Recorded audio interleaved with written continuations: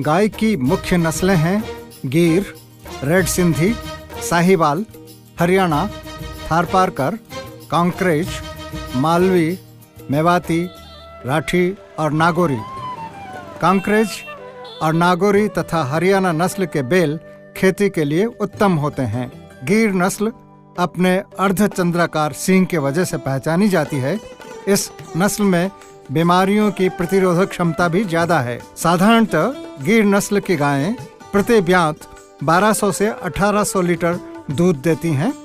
साहिवाल गाय की एक देशी नस्ल है जो प्रति ब्यात 1400 से 2500 लीटर दूध का उत्पादन दे सकती है। राठी नस्ल की गायें प्रति ब्यात 1200 से 1600 लीटर दूध देती हैं। थारपारकर नस्ल के बैल खेती के काम में लिए जा सकते हैं और गायें भी दुधारू होती है जो प्रति ब्यात 1800 से 2600 लीटर दूध दे सकती हैं। विदेशी नस्लों में हॉलैंड की हॉलस्टीन, इंग्लैंड की जर्सी, स्विट्जरलैंड की ब्राउन स्विस गायों को हमारे यहाँ मान्यता मिली है। इन गायों की दूध उत्पादन क्षमता अधिक है। इन नस्लों को देशी नस्लों के साथ मिलाकर जर सिंध, करनाल स्विस, करनाल फ्राइज नस्लें भी national dairy research institute Karnal में विकसित की गई हैं।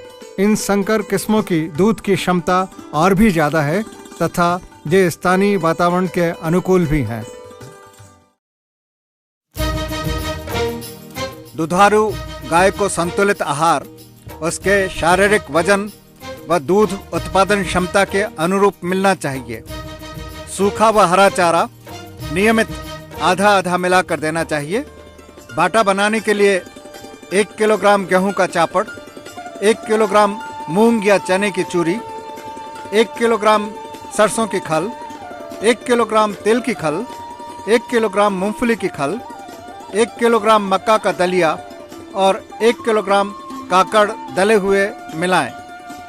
प्रति 2 लीटर दूध पर 1 किलोग्राम बाटा देना चाहिए। बाटे को दूध निकालने से आधा घंटे पहले भिगो दें। बाटे में 50 ग्राम साधारण नमक व 35 ग्राम एग्रीमीन पाउडर मिला दें, जिससे दुधारू पशु दीवारों को नहीं चाटेंगे। गाभिन गायों को गर्भ के पिछले 2 माह में अतिरिक्त राशन की आवश्यकता होती है। दूध देने वाली नस्लों में गाय के गर्भ धारण करने के 2 महीने बाद से ब्याने के 15 से 20 दिन पहले तक प्रतिदिन धीरे धीरे मात्रा बढ़ाते हुए 4 से 5 किलोग्राम बाटा देना चाहिए। बछड़ियों के लिए भी संतुलित आहार का ध्यान रखना जरूरी है, जिससे कि बाद में उनसे अधिक दूध उत्पादन मिल सके। गायों के आवास की उचित व्यवस्था होना जरूरी है, जिसमें पशु के लिए पर्याप्त जगह हो, साथ ही उसके पानी और आहार का भी पूरा प्रबंध हो। साधारणतया एक पशु के लिए 8 बाई 6 वर्ग फीट का स्थान पर्याप्त माना जाता है। पशुओं की संख्या के आधार पर पशुशाला की व्यवस्था करें। पशुओं को बाहर खुले बाड़े में भी रखा जाता है। गर्मी में दुधारू गायों को छायादार स्थान पर बांधना चाहिए। बाड़े में बांधें तो छप्पर होना चाहिए, जिससे कि दुधारू गाय को लू नहीं लगे। गर्मी के मौसम में दुधारू पशुओं को धूप में बाहर चरने नहीं भेजें, उन्हें छायादार स्थान में ही चराएं।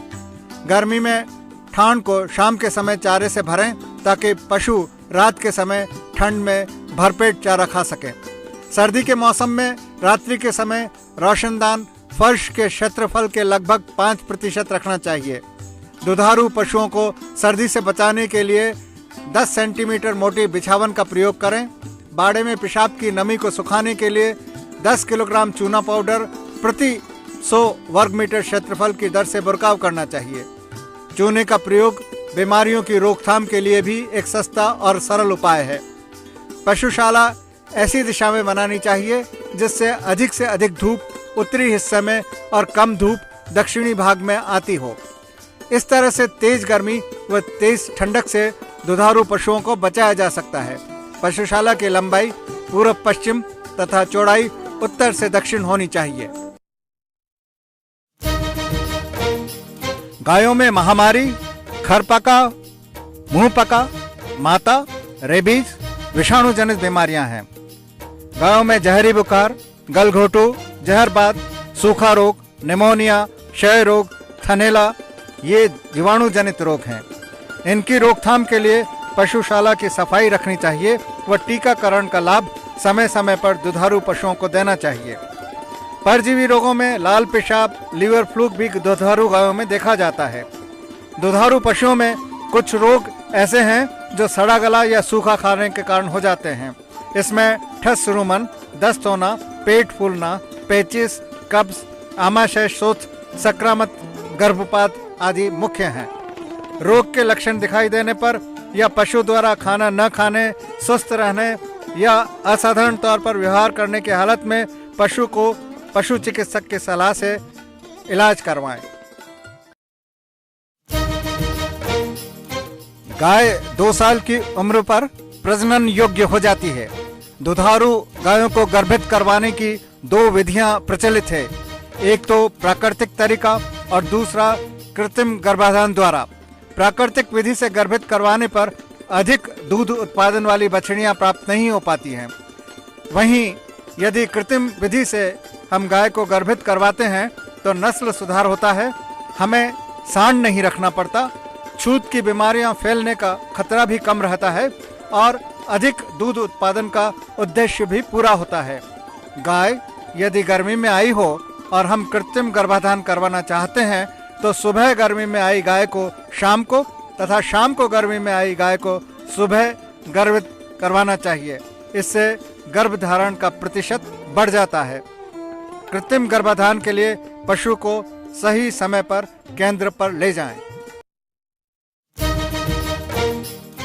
गाय का दूध स्वस्थ और ठीक तरह से खिलाए पिलाए गए दुधारू पशु से बच्चा देने के 10-15 दिन पहले से तथा 5 दिन बाद से प्राप्त होता है।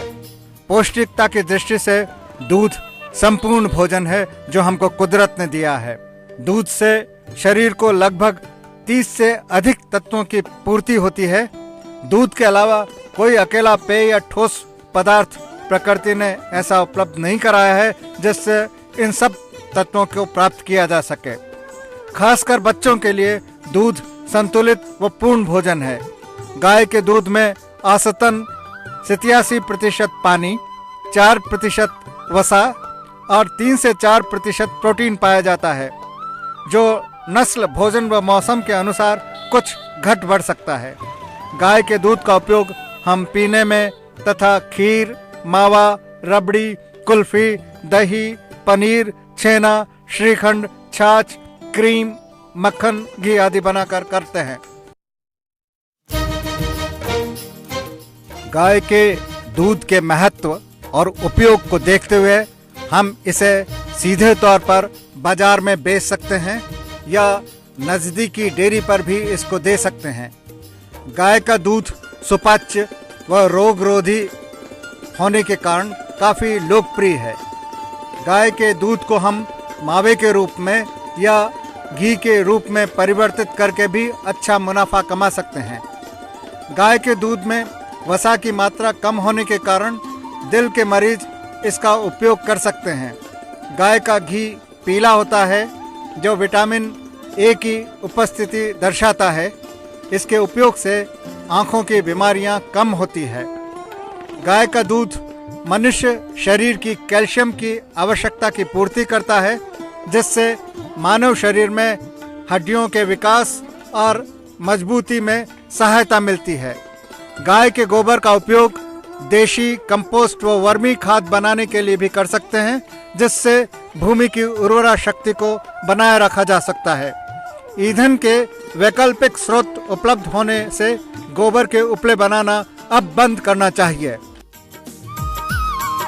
स्वस्थ समर्थ बने किसान, इफ्को किसान का सपना है।